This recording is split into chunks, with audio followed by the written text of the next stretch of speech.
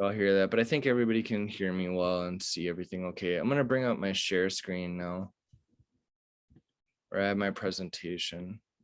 It's here. We're all good? See everything okay? All right. Well, hop on at any time. I don't have anybody on mute or anything like that. I think it's a small enough group tonight.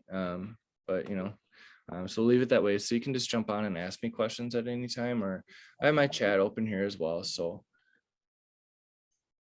This one other person. This person. Oh, there she is. Okay. What is her name? Nicole. So Amber's not on this call, right?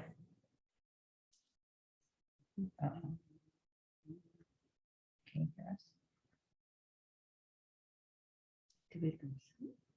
Did we lose him?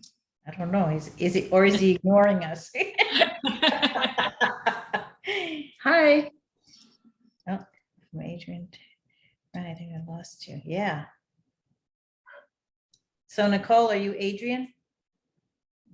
No, I'm Nicole. Oh, it was Adrian that came up. Oh, Adrian R. Yeah, it's just me. I just chatted right now to see if guess Ryan is, we might have lost Ryan.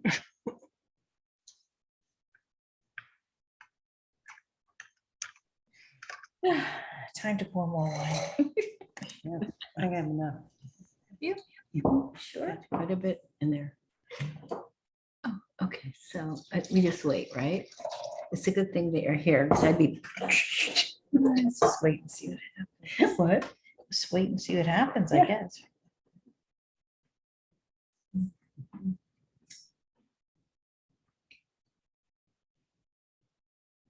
Well, who knows anything about wine? Just have a drink it. Well, I'm so excited because I'm actually going to North Fork next weekend. So I'm like, perfect. Like, tell me all the secrets. I already emailed them and they gave me like a list of which wineries to go to, but I'm excited. Where are you going?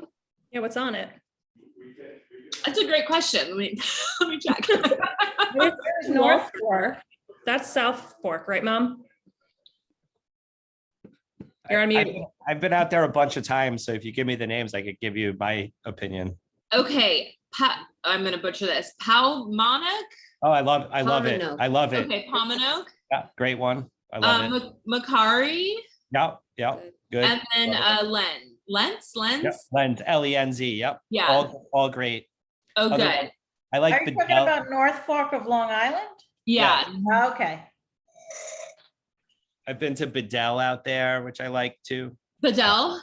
Yeah. Okay. Yeah, it's good. And Wolfer is really good. They make a good pink cider too. Ooh. But there, I think they are on the South Fork. That's right. Raphael was another fun one. There you are. Raphael. Oh, we had Ryan for a second. this is gonna just eating the class. leave you on your own for the rest of class and talk amongst each other for a record. Shoot, no, I don't know what the heck just happened to my Wi-Fi. I'm now connected to my Bluetooth on my phone, so let's give this a whirl and Okay. Okay. restart. But this is perfect though. This is what we're even talking about. Like, just we're talking about Wolfer, so maybe some other producers that you visit out in Long Island. But yeah, that's exactly what I think we can get a lot out of and help each other here tonight. Ryan, I'm going next weekend, so I'm very excited. This class is very timely. Oh, yeah. Oh, cool. Have you been out there much, Nicole? No, first time. Oh, shoot. Yeah, I was just saying myself, like, shoot, I've never been out there and stuff like that too. But yeah. All right. Well, here, let's try this again, gang. I have my And just saying, while you're still getting in there, Ryan, saying, I grew up born and raised on Long Island, and it was all where those wineries are now was all potato fields. That's what I hear. It's amazing how it transformed and what it's come into. So yeah, it was Alex and Louisa Hargrave that bought these potato fields and replanted them to vines. It was the first isn't that something? Wow. always like converting potato fields into vineyards. Yes.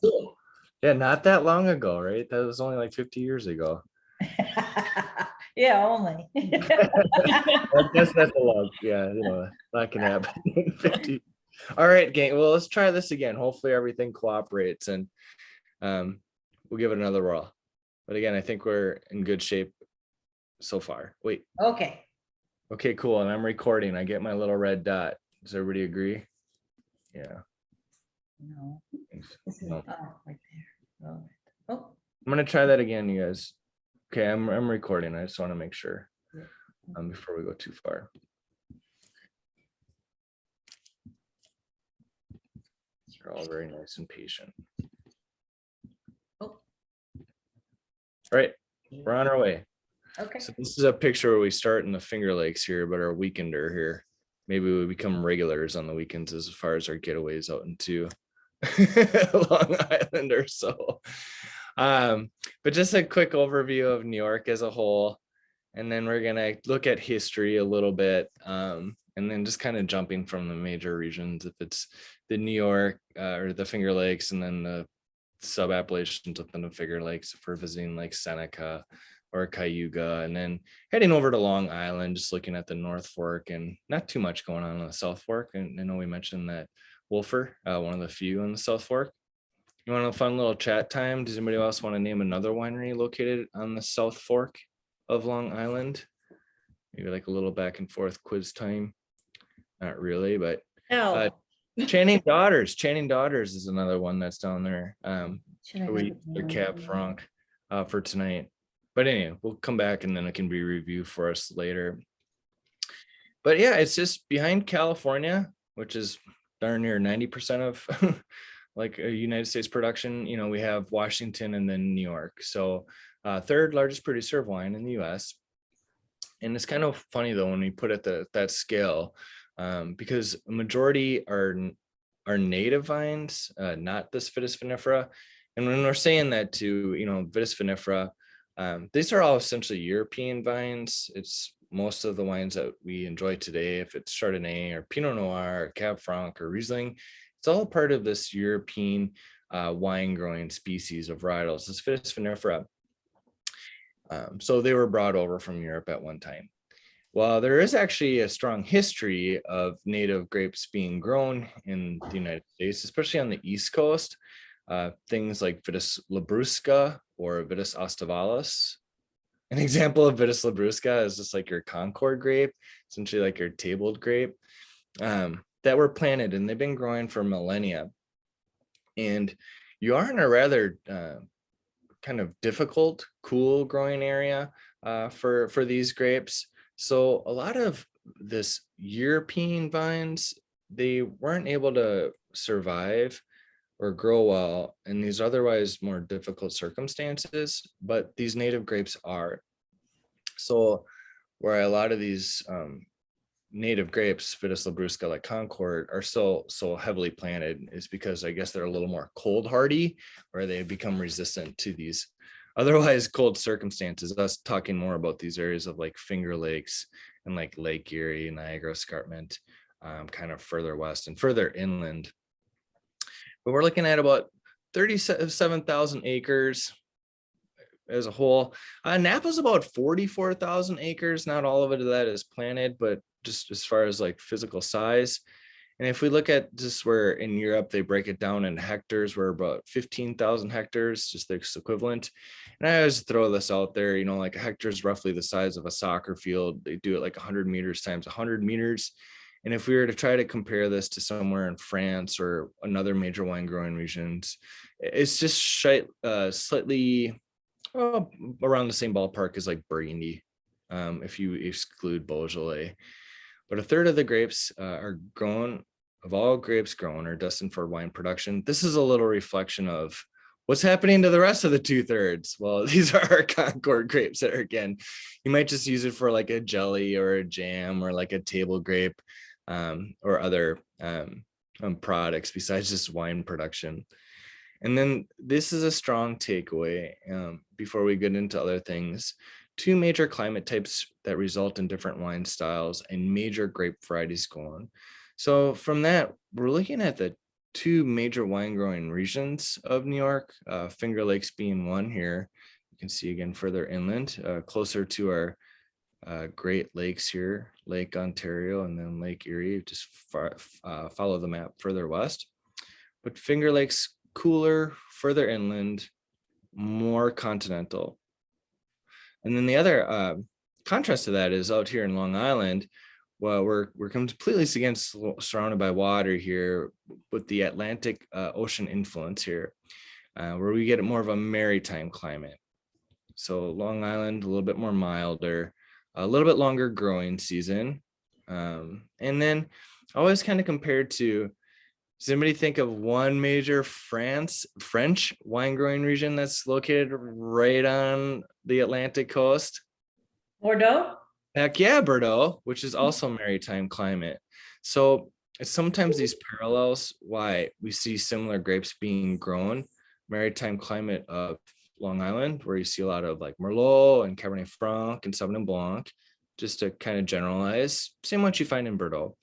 And then further inland, cool continental, cold winters, harsh winters, and then a shorter growing season with a relatively warm summer, and then healthy spring and fall, where our Riesling or other grapes that prefer cooler climates like Chardonnay and like Pinot Noir, things that you'd find in Burgundy, or for when you're making the great sparkling wines of the world like Champagne, can do so well. So just two huge differences that we should be aware of before we continue further on our slides. And all of this was created by this glacier altered topography at one time or another. So there's these huge glaciers that existed about 10,000 years ago that slowly retreated north. And in that retreat, they created these deep carves in the earth, these glacial, carves, these deep lakes, which where the Finger Lakes are now located. So a lot of these soils are just like glacial deposits or a lot of shale and gravel. Over here by the water, you just see slightly more sand versus other parts of New York. And before I forget this, because I just think it's kind of a cool story, we're going to learn about Dr. Constantine Frank, who is the first to plant this European rootstock, Vitis vinifera, and grow it successfully in the Finger Lakes. And that only began in the 1950s. Well, the Frank family is now in the fourth generation, and you can hear these wonderful webinars from the current generation. Her name is Megan Frank, who's just absolutely lovely, but she has the story of, oh gosh, who's the great saint, something along those lines, or the great spirit laid its hand on the earth to bless the earth. And as the great spirit removed his hand after blessing the earth, what was left behind were the Great Lakes, or the Finger Lakes, that now make up this region. I've heard that. Yeah, it's kind of a cool, like, other way that you can show appreciation for some of these regions and the stories that go behind them. But with all of these areas, you can see they're very much influenced by water, and water is always a moderating effect that allows for what otherwise would maybe be too cold and too difficult to ripen these grapes. So besides just being by these Finger Lakes, like Seneca, Keuka, which is the little Y, Cayuga on the far east, these are the major ones. Well, right north of that is, again, just Lake Ontario.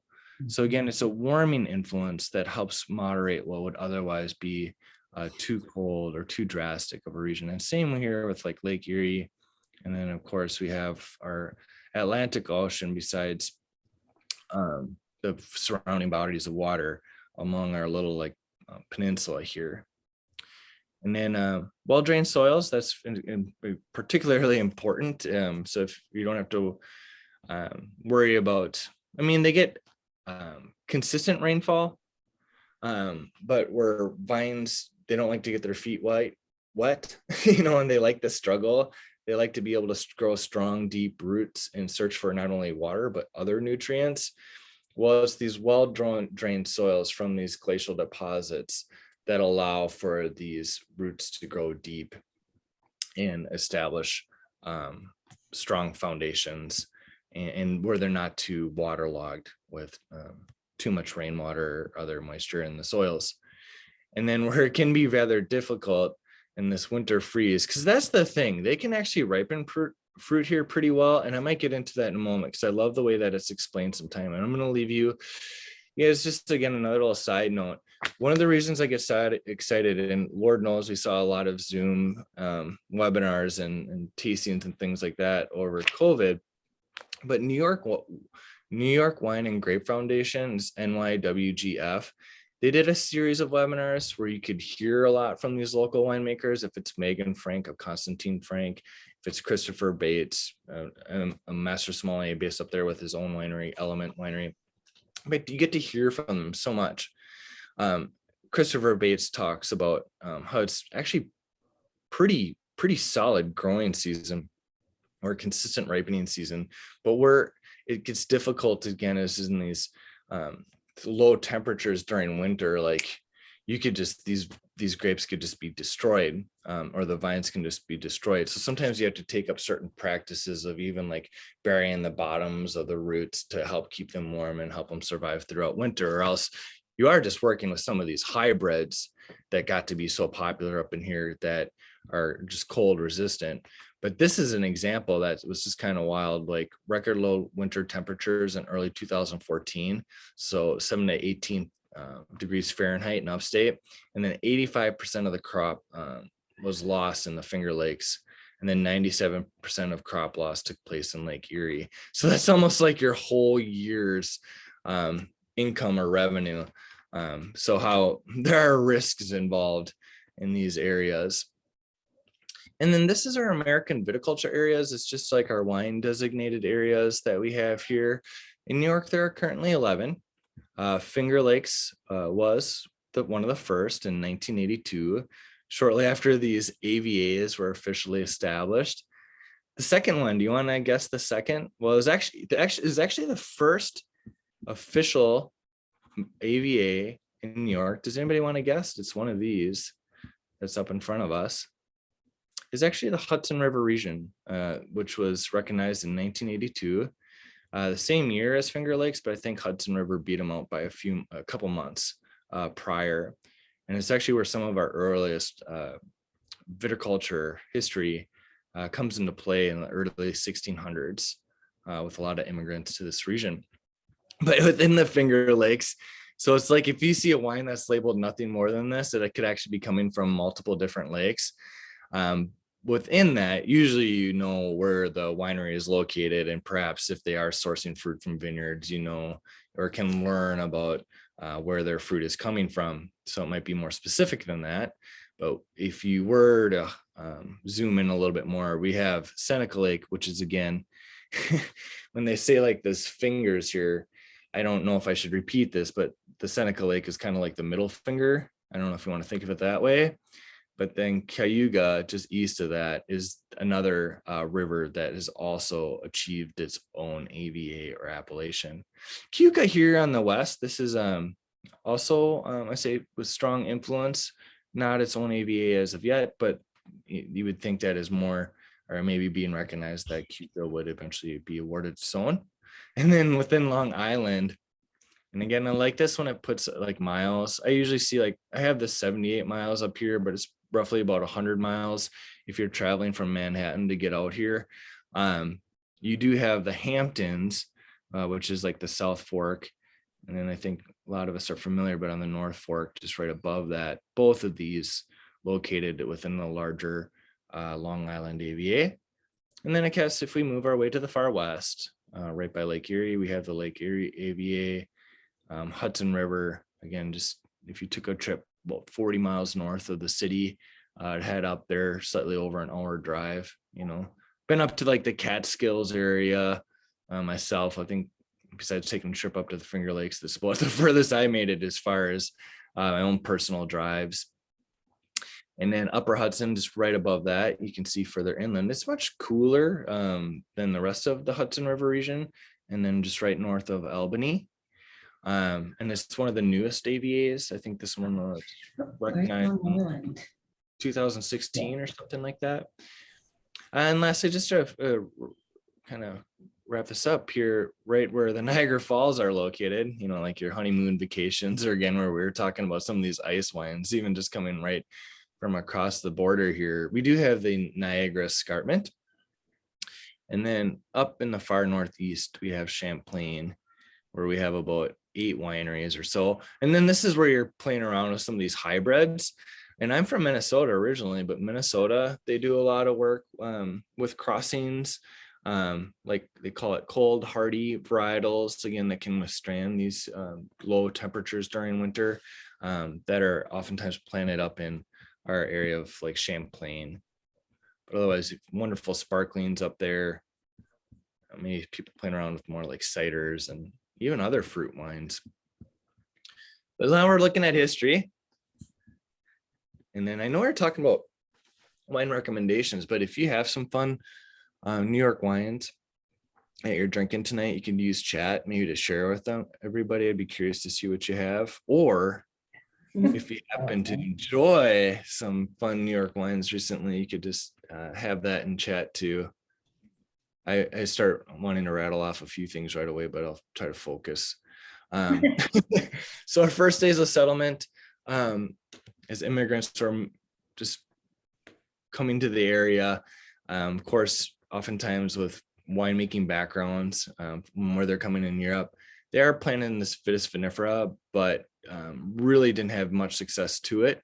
And it's kind of fun that they were trying this in Manhattan. So some of the first perhaps attempts at growing grapes for the purpose of making wine was actually in Manhattan, of all things. But as we move into the 1800s, I also want to say here as well is that we talk about Manhattan here on the slides, but it was the Hudson River region where a lot of people were growing grapes, or also with the intent of making wine, as far back as like the 17th century. But we move into this little marker of the 1800s, where vine growing developed in 3 regions across the state. We're first going to start in Long Island in the 1840s, and it was a nurseryman, as this William Robert Prince. And as having a nursery, working with native grapes, he was able to supply this material to other areas, being the local Hudson River region, where it was able to further develop. And you start to see wine being produced in small quantities. So just think about the 1840s, this nursery that was located out in Long Island and supplying material for other emerging regions. Shortly after the Hudson River, we start to see the Finger Lakes becoming the second major region to develop. So I had Wagner, that's one of the longest established wineries in the Finger Lakes. I just brought up chat, looking at their Riesling, located on the eastern parts of Seneca, Wagner, and Bedell. Bedell, I'm pretty sure I'm thinking of this right, is the Michael Lynn is the owner, who was an executive movie producer, who made the Lord of the Ring movies, along with the Austin Power movies. I'm looking at if you're happen to bring up chat here as well.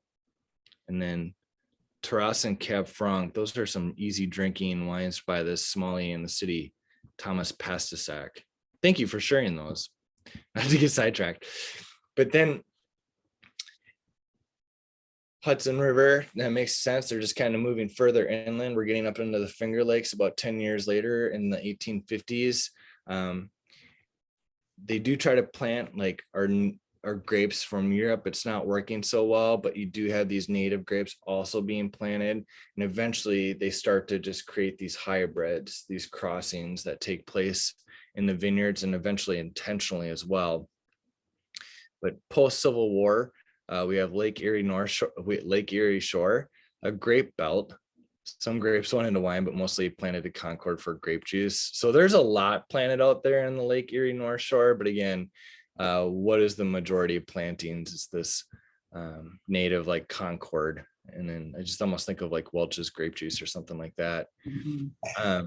Continuing traditional trade and still in sparkling white wines from native grapes and neutral blending wines from California.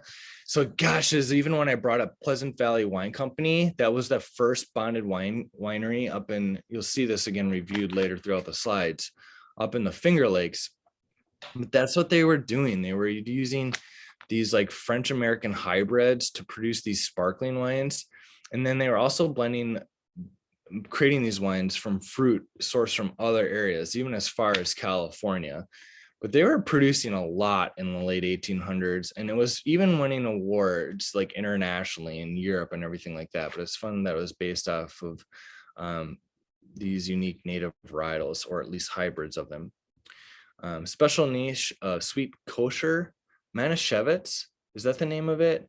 Is a kosher wine that got to be really popular and kind of fit a little area of the market. A lot of this coming from like Lake Erie. This all like late 1800s, moving into the early 1900s. Because even though we're off to a pretty good start, and this is true with the rest of the United States, like there was over 100 wineries out in Napa, like out in California, that Napa Sonoma area in the late 1800s. But it was this root louse phylloxera that was a huge thing, and that was prohibited them from really developing here, and I'll get to that in a moment. But it was also prohibitions, and that really kind of put a hiccup into a lot of like what seemed to be a pretty good start.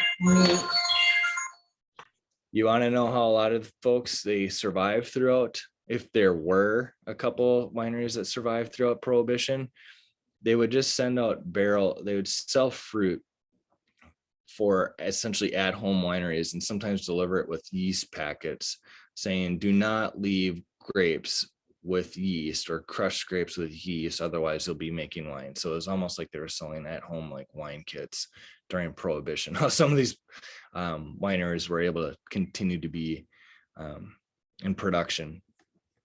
But this is the guy that we need to know. This is Dr. Konstantin Franc, a gentleman from Ukraine. He had a PhD in viticulture, eventually hired by Charles Fournier of Gold Seal Winery, this winery that was established, one of them, in the late 1800s. But he had like years of winemaking experience in Ukraine, where the climate over there was cooler than what he is experiencing in New York. So when they were having issues with Vitis vinifera, he knew that they could grow these grapes, the species of varietals of vine, successfully because he'd done it in a cooler area. What he eventually did, I hope this sounds okay with you guys, is that he knew about grafting. So besides, it wasn't necessarily the climate where it was too cold, but these vines, this Vitis vinifera was being eaten away at this native root louse they call phylloxera, that eats away at the roots of vines. Native American grapes had become adapted to this root louse, so they weren't affected by it. But when you bring these European species over, it was completely susceptible. So what was happening without them realizing it is that these vines were just being destroyed by this native phylloxera. Well, the world over, because they tried to bring American cuttings over to Europe at sometimes, and a lot of us are familiar with this, but I still want to explain it relatively well, is that this root louse coming over on American cuttings eventually devastated all of Europeans' vines, where they also had to learn to regraft. And all you simply do is you take American rootstock that is resistant to this disease, and then you take a cutting from your Vitis vinifera, if it's Riesling or if it's Merlot or Cab Franc, cut a little sliver into that American rootstock, put your Pinot Noir, your Riesling in there, tie a rope on it, and it's going to grow that same Pinot Noir or Riesling that you had before, but now it's safe on this disease-resistant adapted American rootstock. Well, that's what Konstantin Franc kind of introduced to the area, and then they were able to get away with growing Riesling and other like Pinot Noir and Chardonnay, two of these grapes, three of the main grapes that they planted first. And they did that with the help of Gold Sea Winery. And if you want a little more storytelling with Dr. Konstantin Franc, I mean, this is crazy. He was in like, it was like his middle to early 50s. And I can't imagine, like, I'll say my age, I'm 42 right now. I can't imagine like even in another 10 years, just like starting your life over with your whole family, getting this job, I guess, with Gold Seal Winery, but moving your family to the United States and having to almost restart again, eventually from his foundations at Gold Seal Winery, he goes off to establish his own. But it's just kind of impressive what he had accomplished so late in life. And when he did move over, he spoke like 20 different languages, but English wasn't one of them.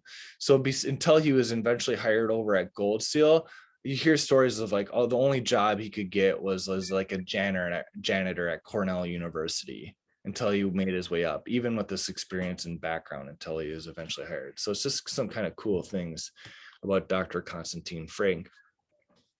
And then from this point, and this is the United States over, we have this new interest in wine. You know, people up until the 1960s, they were drinking fortified wines. And that was a result of like post-prohibition, where people weren't drinking much of anything unless it was cocktails or anything. So we just see this emerging interest in wine in general. And we're also seeing this Vitis vinifera being planted and grown successfully for the first time since our history in New York.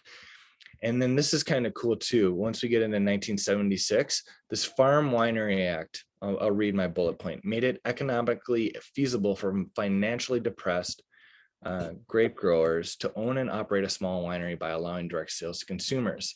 So up until this point in the 1970s, it was really just a couple large wineries that kind of dominated everything. And there's only like a handful. I think there was actually, I read something like there's only 19 wineries in New York prior to 1976, prior to this Farm Winery Act. One of these major wineries was like Taylor Wines, just to give an example. Another one was this Pleasant Valley Wine Company, but they ran everything. And what they were purchasing from all of these growers, because they didn't own most of the vineyards, a lot of their fruit came from small farmers, is that they were purchasing our native species, like our Labruscos, our Concords, and things like that. But now everybody was getting this interest into actually like wine, like Rieslings and Chardonnay and stuff like that. So they discontinued their contracts with all these small growers. So all these small growers had this bulk of fruit that they didn't have anything to do with it.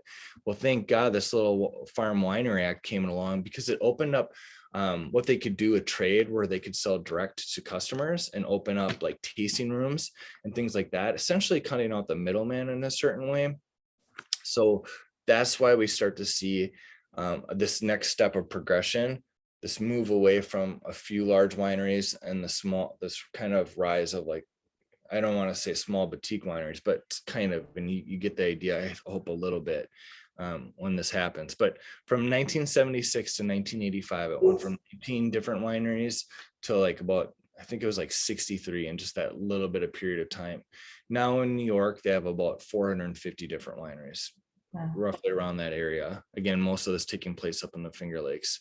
Mm-hmm. So new wineries, mostly small, developed along with one entirely new region, Eastern Long Island. Hey, do you remember when the Hargraves first replanted their potato fields to our grape growing, our grapes, our Vitis vinifera? I'm probably sick and tired of hearing that, but remember it was what year that was?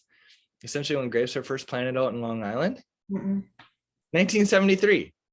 So we can remember that a little bit later, Hargraves.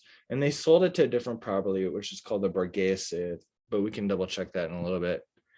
And then reinvigorated interest from competitive NYC for local wines and tourism. I don't know. I just think really where I think I was going with this, so maybe it was when I was getting canceled out, when I lost my Wi-Fi or whatever. It's just that there's so much conversation and community that I feel like is taking place right now and being established in New York, where winemakers are talking with each other and learning from each other, and where I mentioned in the invite where it's oftentimes been discussed of like the Napa of the 70s, where you see this kind of exponential growth. And I think that's exactly what we're seeing right now. And that's just from this like community of like conversation, people talking with each other, and this rise of like wineries that are really trying to highlight these regions and the potential, and where it'll be just interesting. Like we're in the middle of seeing a wine region being developed, if that kind of makes sense. And I think that's what's so exciting. But we're gonna head up onto the Finger Lakes. I love this map here because we can not only see like the major lakes again, Keuka, Seneca, Cayuga, but we can see where some of the major wineries are actually located. So if you're spending the day on Seneca, like our friends drinking Wagner here on the eastern side. I forget exactly when they were established, but they're like one of the longest wineries in the Finger Lakes. But then you can also get an idea for like how deep these lakes are, where Seneca is the deepest of all of these. It's 632 feet. And then here, Cayuga, the next deepest at about 435. Cayuga, not as much. So, and this is where Dr. Constantine Frank originally established himself. That famous winery, that sparkling wine house, Pleasant Valley Wine Company, I believe they're based down here in Hammondsport, if I remember correctly. But what helps is a moderating influence, because usually the deeper the lake, the warmer it is. And then you can go from there, just how it'd be a stronger moderating influence, and perhaps why most wineries and then our purple blobs vineyards are located around there. But it does go back all the way to 1829. It's the first record of winemaking. But it's 1860. This is that Pleasant Valley Wine Company. And sometimes I don't even just try to pull by memory, but again, just where they're based. This is where you can go see the Nicki Minaj wines being made in the museum. And they were the ones making sparkling wines on an international scale. I think hundreds of thousands of bottles a year. I think it got to be that large. But all based off of these unique like French American hybrids where they're located. And then Gold Seal Winery, these are some of the wineries established in the late 1800s. And who did Gold Seal Vineyards hire to plant Vitis vinifera? Or they decided together? This is Gold Seal who hired Dr. Constantine Frank, our friend from the Ukraine. Eagle Crest Taylor Wine Company, this got to be one of the major large wineries that was kind of a major part of production in the 1960s and stuff too. You want a little storytelling?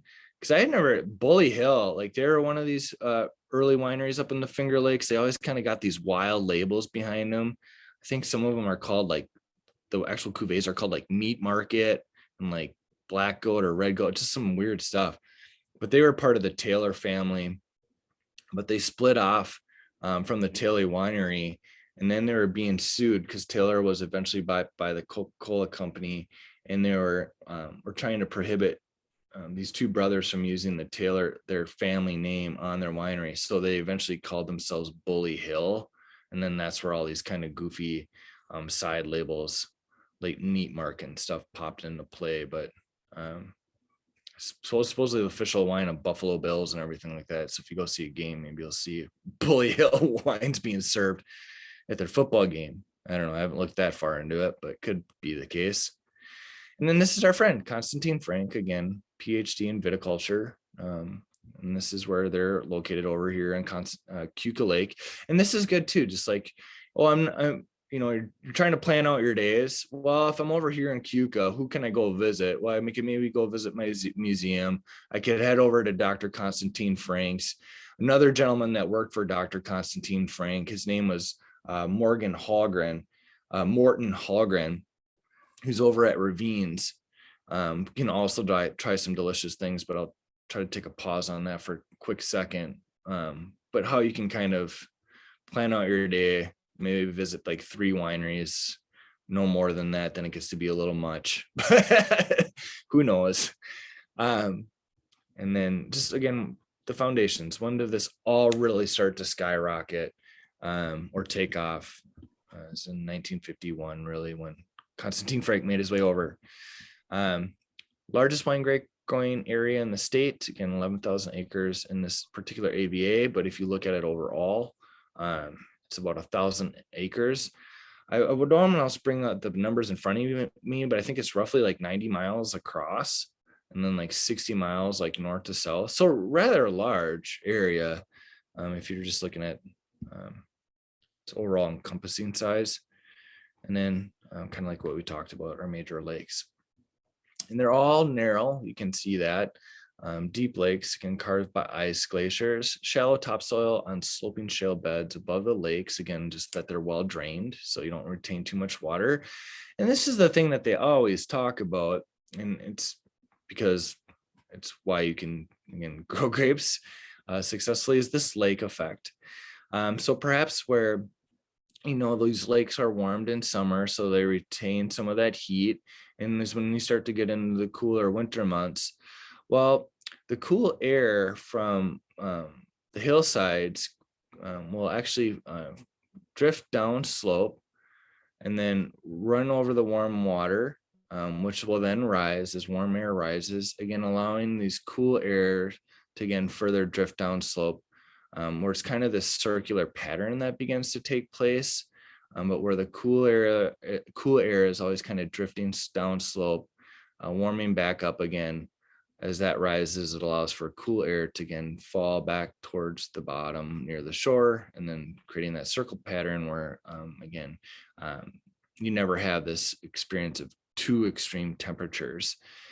And where I wanted to maybe extend on that, where this again isn't as deep, only 187 feet compared to over 600, and nearby, again, usually warmer lakes or deeper lakes are warmer. Like Meg and Frank, they talk about they're rather steep slopes over here, and that's another thing that these essentially farmers are kind of looking for, because they're even quicker to be drained, and you'll see that cool air drop down the slope at even a quicker rate. So where you get a stronger experience of that lake effect, or that circulation of warm and cool air as a moderating influence. So it's these steep slopes on a shallower lake, where they're able to kind of obtain the same similar conditions, if that makes sense. Sometimes when you're on the eastern side, you get that slightly warmer afternoon sun, as opposed to if you're on the western side, you get that gentle morning sun.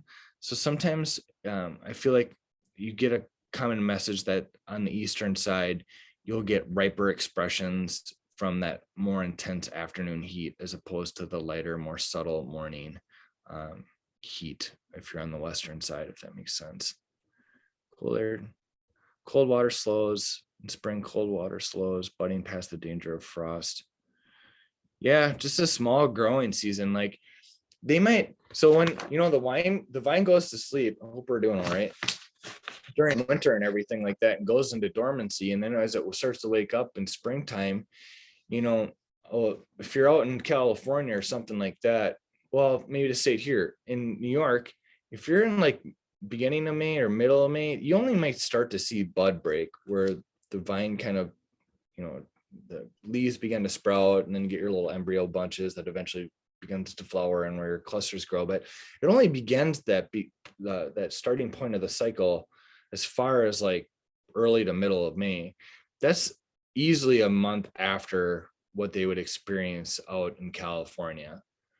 And then as you go through summer, you're kind of at a really sharp stopping point, is how it's described. Because once you get to October, it's just too wet and it's too cold. You got to pick those grapes, unless the point of that is to make like an ice wine or a botrytized wine as like a late harvest style. So you have a much smaller growing season.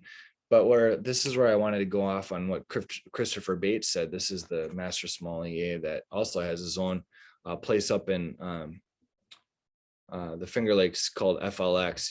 He also has a hot dog stand called Wienery, like winery, but Wienery. So you could go have some wonderful hot dogs up there and listen to him talk. And then he serves you wine, and the decanter for your wine would just be like one of those large quart containers that you find in like takeout or something like that. So it's a lot of fun, but he explains it really well, where once you do get to that point of May, most of your temperatures are at like 60 to 80 degrees, like consistently every day. Well, a vine is active between like 50 and 85 degrees Fahrenheit. So that's when you're able to ripen. So you're always at that sweet point of ripening throughout most of its growing season, even though it's condensed. So that's why I'm saying like you're able to ripen fruit pretty well up here. It's just that it's those harsh winters that can be difficult and problematic. And you compare that to warmer areas, even if it's like Australia, where it's like 100 degrees plus and whatnot, and you have these longer growing seasons to help ripen and give you this lush, full fruit. Well, again, once you get past 85 degrees Fahrenheit, that vine shuts down. It's just too hot. So that's why these other areas, these warmer areas, need that extended time, because it's only actually active and ripening at certain points. Here, it's active throughout, again, a smaller, more condensed growing season. I just love the way that he explained it, and I guess I wanted to share that a little bit, and then hopefully making a little sense of that. Cool. West East, Canandaigua, up over here in the far west. Just running through it. Our Cuca Lake shaped like a Y. Dr. Constantine, again, where we can go see them. Gosh, you know, they make some wonderful sparkling wines up to there too. And they even had us disgorge some wines where they keep it under crown cap for a certain period of time with the yeast or the leftover yeast, which is how sparkling wine is made. I won't get into that just because of time, but then you can pop these crown caps off. I mean, we were there on a wine visit, but they might allow you to do things like this, where they again would just perhaps add sugar or not before they put the final cork in and then bottle it and release. But anyway, just there's some fun activities and dinners and a lot of tastings that are always taking place up at Constantine Frank. And then, hey, seriously though, this is a lot of people's favorites. I'm going to put his name in it, Ravines. And the gentleman behind Ravines, he grew up at a winery in southern France and Provence, and then came over to the United States, had worked down in Texas for a period of time, but then spent a number of years working actually at Dr. Constantine Frank before he started his own winery in the early 2000s. But he's known for some of his single vineyard Rieslings, and his Cab Franc is always a lot of people's favorites. And the Pinot Noir, again, I'm talking about Ravines. It was one of my favorite Pinot Noirs that we poured by the glass for a period of time. It's great. We are kind of combining that. It's kind of that in between of ripe California fruit from like tart, earthy, reserve, structured like French wines, like or old world fruit. So it is kind of like a happy medium of the two. But Morton Hallgren. Hey, and then there's another awesome winemaker. His name is Nathan Kendall. I'm gonna put his name up. Morton Hallgren's of Ravine. I'm putting this up in chat. Nathan Kendall, who has his own label, Nathan K. They're doing some really fun stuff. He has his hands in a few projects beside his own label. One's called Chapika that he does, like they call it pet nat sparkling wines. Our ancestral sparkling wines from native varietals, Catawba and Delaware. So, well, why I bring up Nathan Kendall, because he worked with Morton Hallgren for a number of years. If you're looking in chat, Hallgren is Hallgren. I just missed the R. Anyway, where are you gonna hang out and spend some time? I'm gonna throw out one more real quick too. Trestle 31. It's an awesome lady winemaker. Her name is Nova Catamatre. She's an MW, Master of Wine, and she's the first Master of Wine, first female Master of Wine, also winemaker. Trestle 31 is her label, Catamatre. Hopefully I spell her name right. Where she works with fruit from different areas of the Finger Lakes, but she just brought some vineyards that are located right at the point of the Y here.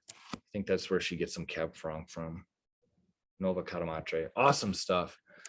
But yeah, Seneca Lake, 2003, middle of the deepest, 40 wineries. So this is where you could really spend your most time. Hey, you ready for this? We're doing okay.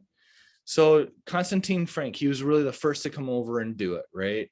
We're making a Riesling, a Chardonnay, and Pinot Noirs, some of the first. Second to that was Hermann J. Wiemer over here in Seneca Lake on the western side. Hermann J. Wiemer, we're going to bring him up towards the end too. But his parents were also from Germany. His mother has his mother's family had been growing grapes and making wine for over 300 years. And his dad, Hermann's dad, his name is Joseph, also worked with wine and was responsible for instructing growers how to regraft their vines in Mosel, Germany, post-World War or post-phylloxera. And there's one of this hugely famous vineyard in Mosel called the Doctor Vineyard. They used to grow Riesling that could cure your illnesses, hence why it's known as the Doctor Vineyard. Well, it was Hermann's father that had that responsibility of showing these growers of this famous Dr. Vineyard in Mosul how to regraft, essentially like uprooting all your vines to graft and replant, which is kind of cool. So it's fun then to see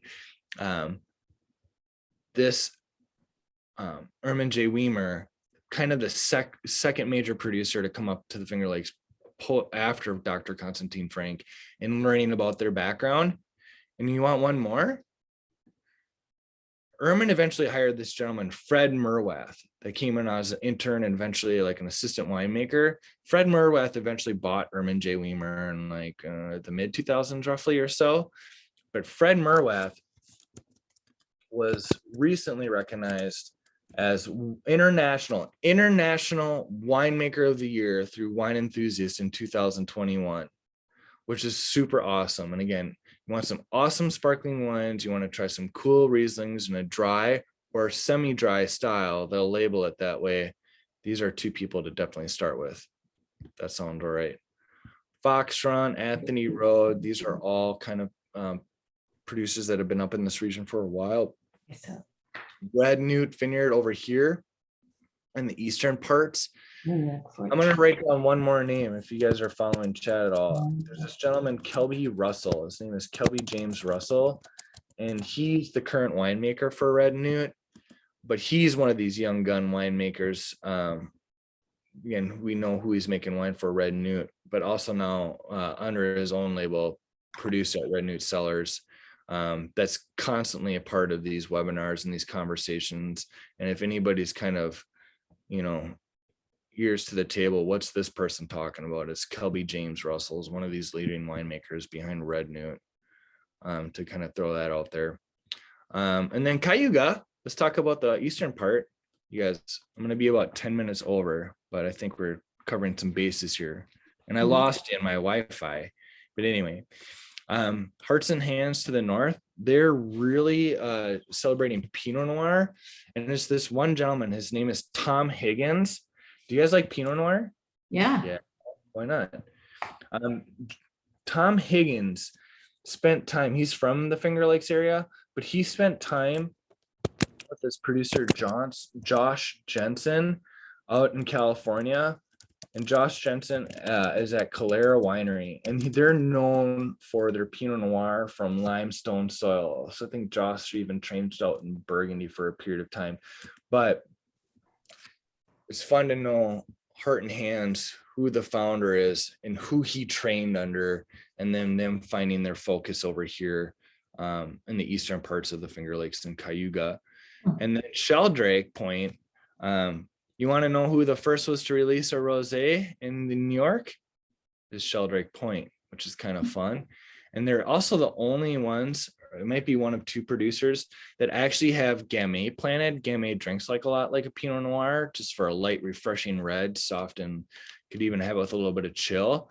So Terrassen, who our friend is drinking here tonight, they make a Gamay, but who they get it from is Sheldrake Point. Because again, they're one of the only ones to actually have the Gamay grape planted. So it's cool that they were the first to release a rosé, and it's also cool that they're one of the few to actually have Gamay planted. That makes sense. Kind of a blow up of this. Again, we'll send out these slides so you can kind of see some of this stuff later. But again, kind of like a visiting map if you were to go. And then what's it like to stand in some of these vineyards. I think we're actually standing on the western side. You can see some netting on top. I think that might have.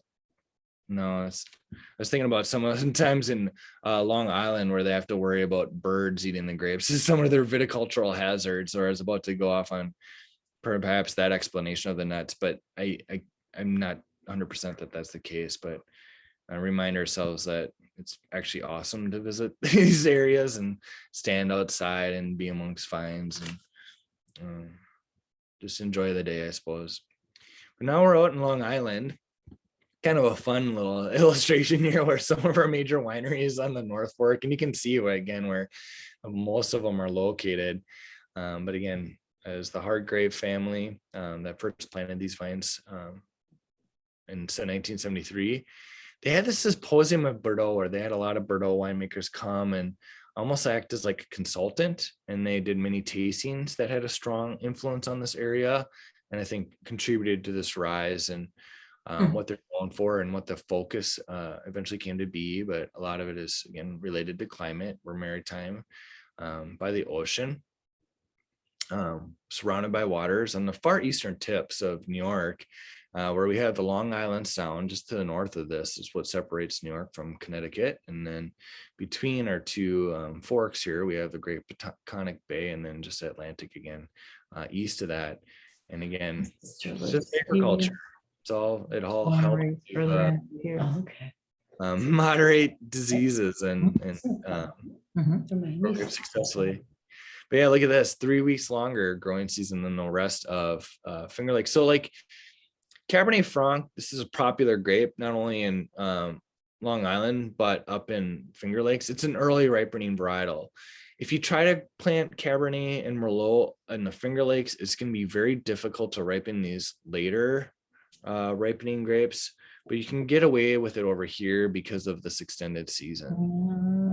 That kind of makes sense. Otherwise, you're going to have to be on a particular side of the hillside or things like that, that would allow for like these bigger, fuller styles that need longer time for ripening. But yeah, watch out for your hurricanes. Oh, that's a real thing. But birds eating away your grapes. Put some netting up to try to defend it. But our 3 AVAs, you can see just in size, 2,400 acres overall versus the 11,000 acres that we saw up in Finger Lakes. And then it's fun that Hamptons was the first to be established in 85, and then North Fork or after that in 86.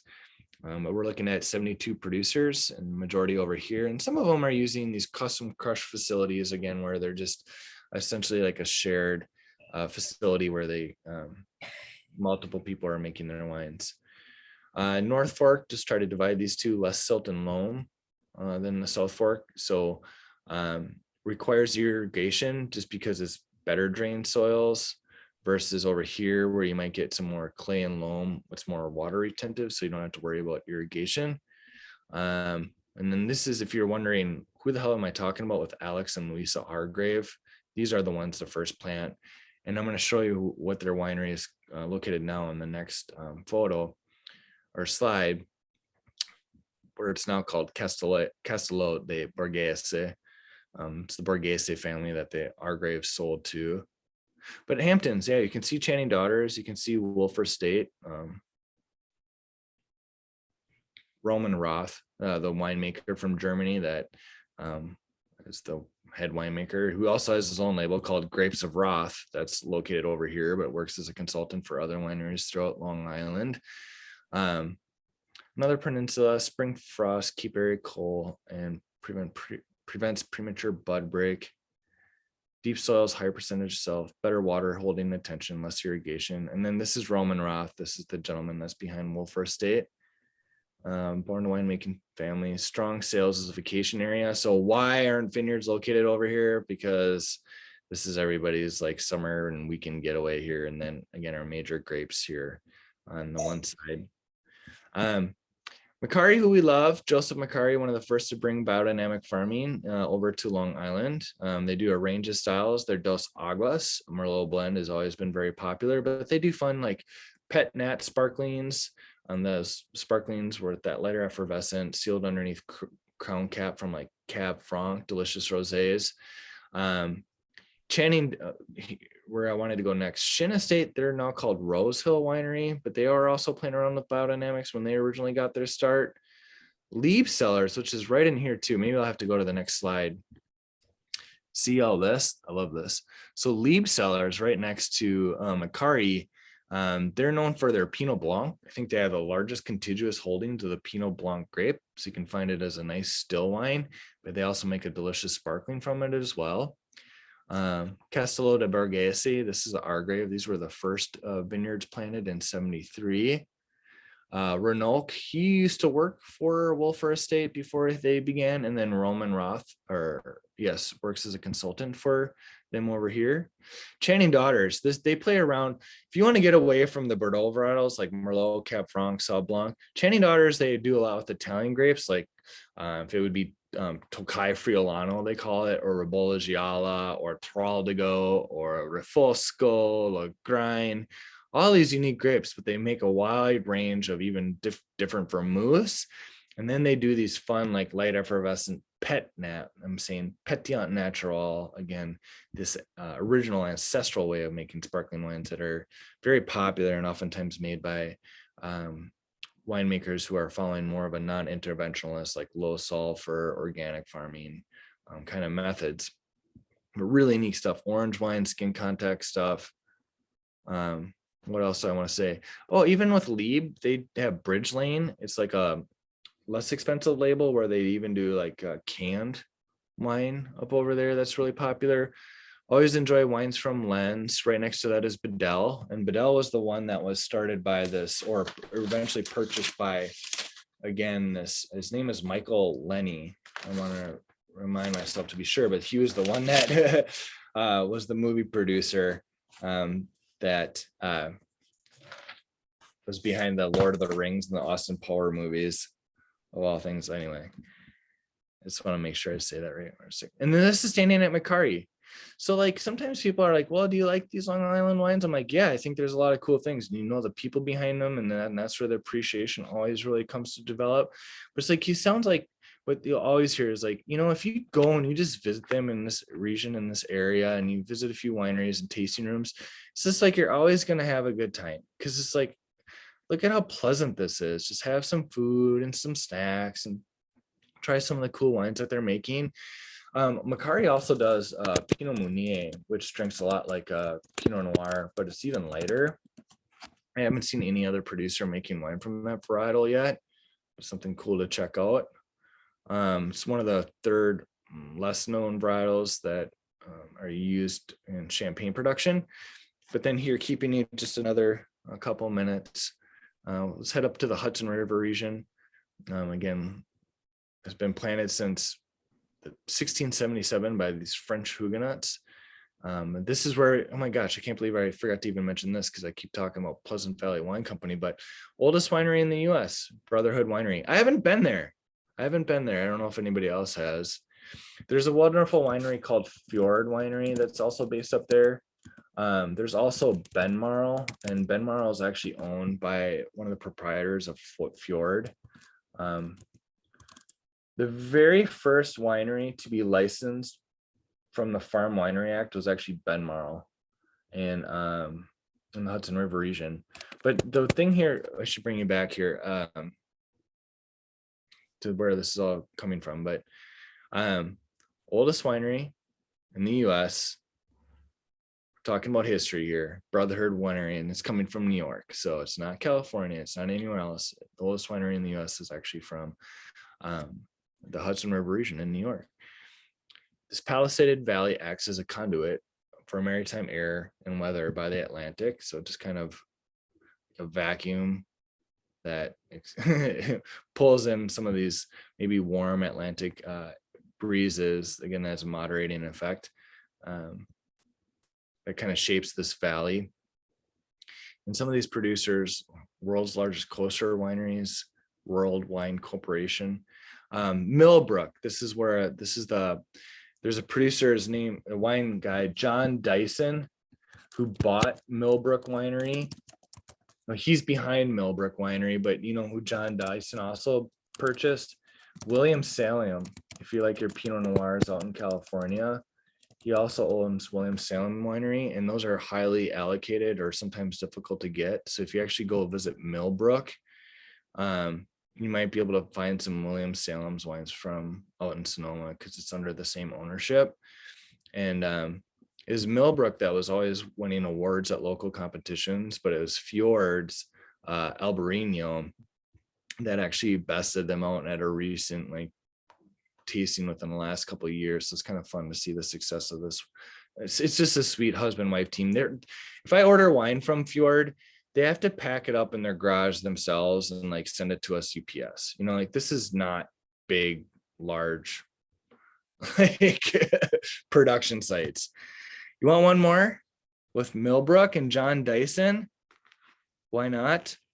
He was also part of the he had worked for the city and the state, related with the agricultural department, but I think he is also part of the marketing campaign that started the whole I Heart New York ads that you see on t-shirts and all over the place. But that was John Dyson.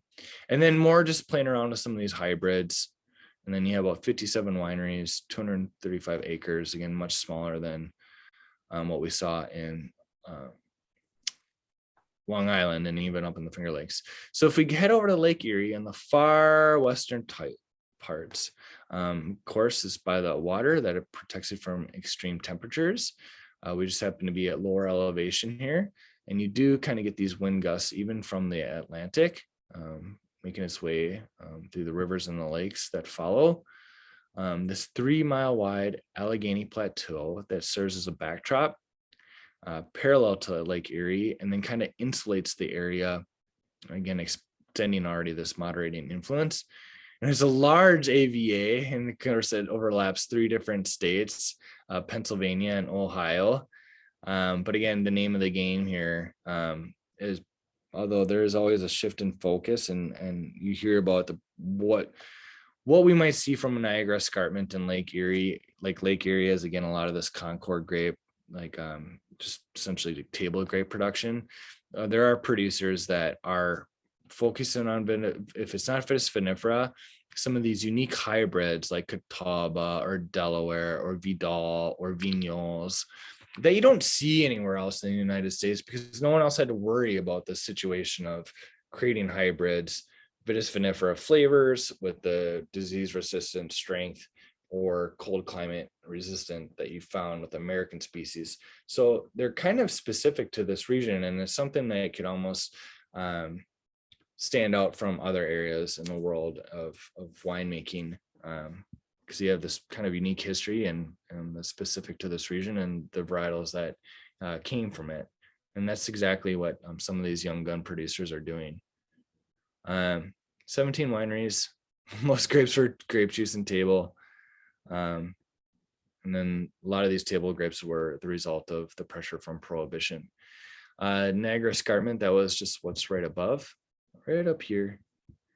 Again, Lake Ontario southern shoreline, grown on a bench. And there's this huge limestone plateau that starts in Rochester, and it's kind of fun just to see that right above.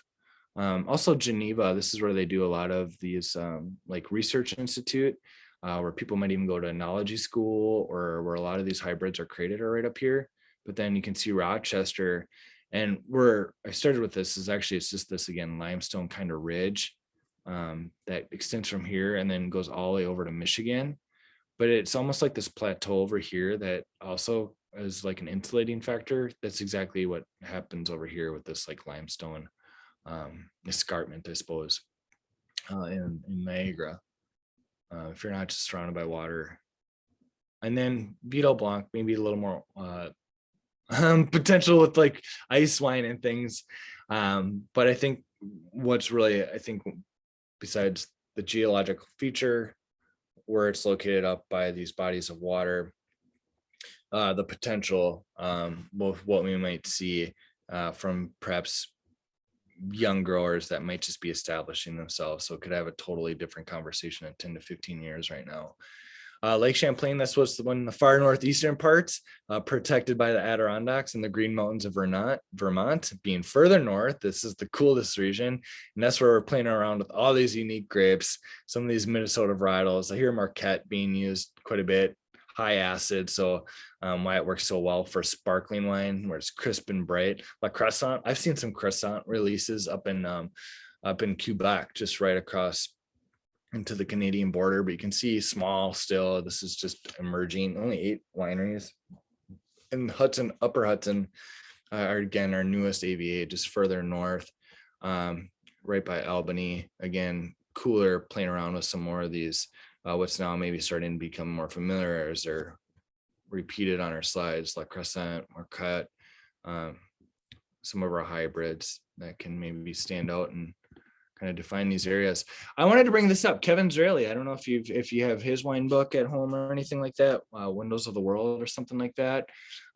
Awesome. He's been a wine educator for decades now, but he's from New York, and he does a lot of these webinars from the New York Wine and Grape Foundations, but he had this old menu, and I think is actually from a restaurant based in the Hudson River region. It's been a moment since I've put this together, but I'm pretty sure, and I think this is the actual list itself, where it was just handwritten, and it was kind of fun. So you can see some of these vintage that are listed here.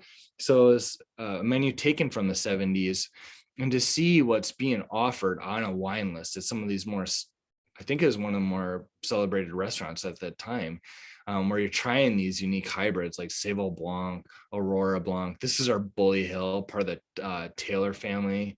Ben Marl, again, the first official licensed winery from the Farm Wine Act. Riesling, there's only one Chardonnay. Yeah, look at that. These are bottle prices too, I'm pretty sure. I mean, $5.50. We're not on mute anymore. Okay. So yeah, I don't like Sable or Aurora Blanc or Cascade. Well, I guess everything's related, but it's like, who cares? Let's just cost you $5. But you can see Dr. Constantine Frank and some of the wines that he was releasing. And here you can see that we had a Riesling with a few years of age behind it, a Pinot Chardonnay blend. Just kind of a cool, like actual page in history, literally from a wine list. Oh, yeah, I don't recognize And it unique. much. And then this is a look at Hermann J. Wiemer. Again, Fred Murwath, International Winemaker of the Year, 2021. And then reminding her again how his parents had this strong history in German wine. They're 300 years in their family. And then what his father, Joseph, his influence with showing people how to regraft. This is like their signature wine. It's a blend of their 3 vineyard sites, which they also released individually, HJW, Magdalena, and Joseph. Joseph, again, the name of his father. God, I love the way these people talk about their wines. You're right. They just are like very aware of what they're doing, and just sweet, humble people, and this attention to detail, like anything just well crafted, I suppose. And then this is our Channing daughters. On what part of Long Island? North Fork. Yeah, South Fork. It's one of the few in the South Fork. South Fork, yeah. Christopher Tracy is the winemaker's name, but then this is where they play around. Besides with this Cabernet Franc, which is always herbaceous and fresh with this lively kind of dark fruit to it. But they play around with, again, like Traldigo and Refosco and like Lagrine, and have a lot of cooler things to play around with. And you don't really see other winemakers producing wines from these fruits over in that area. Ryan, you are just a wealth of information. What is your day job? You're looking at it. I read about wine. I look at wines all day, so some of it starts to stick over a little bit of time. Does anybody have any questions or anything they'd like to add, maybe with their own experience? So I put up Southold Farms and Floral Trinus. Southold Farms, they moved to Texas, but they were playing around with some of these Italian grapes like Traldigo and Lagrine, and they created a following. But since now you can see their wines and their label and their efforts in Texas, were one of the is a husband and wife, and one of them is originally from Texas, but they weren't able to buy the property as like some sort of like, or they weren't able to build a wine facility on their property as like a license situation that caused them to leave. But anyway, the Southold Farms that plays around with other similar unique grapes, Lagrine and Traldigo. I've seen their wines being the fruit from these vineyards being made through this Floral Trinus, if you see that up in chat. And one of the co-founders of Floral Trinus, they make some awesome ciders out there. Anyway. What's up? Yeah. So you're going up to the Finger Lakes in just like a week or something like that? Nicole, you're heading out to Long Island next week. Is that right? Yep. Well, you have to tell me. I was gonna, I mean, Laura, she spends time out there and stuff as well. So I'll include maybe anything that she'd like to share. Oh, I emailed her and Amber, and they gave me like a whole list. Oh, I saw that. Yeah, but yeah. I figured, get the whole spiel, so I'm well informed. Yeah, So would you recommend that when we go to, we're staying at Seneca Lake, in Geneva to rent that limo and just go to as many as possible, or there's just go to 2 or 3? Should definitely rent that limo. Okay. Meg and Frank, we're here, or that's Cuca, but Fred, we're here. Herman J. Kelby, we're here. We gotta hop in the limo. We got more places to go. That's what we planned on. So it sounds like fun. And yeah, like how busy it can get, and it seemed like they really were busy, like post COVID, because where people Bless can go to that were now just getting out of the house. But it doesn't seem like it's anything like Napa. I haven't been to Napa in summer, but that's supposed to be just crazy because it's only like one road and high traffic. So they might have a full tasting room, but I think it's still, nothing maybe too overwhelming. Good. During summer. It just Good. sounds like. But We no, need you to come with us to educate us on all the places we're going. well, it takes a lot of, you listen to a lot of these people and, you forget a lot of it, but then you remember, Certain things stick. yeah. And it's kind of like, and a lot of it comes from even like, well, you order wines for a list. So it's kind of like, oh, what can you get and why would you get it? Or that kind of helps a little bit too.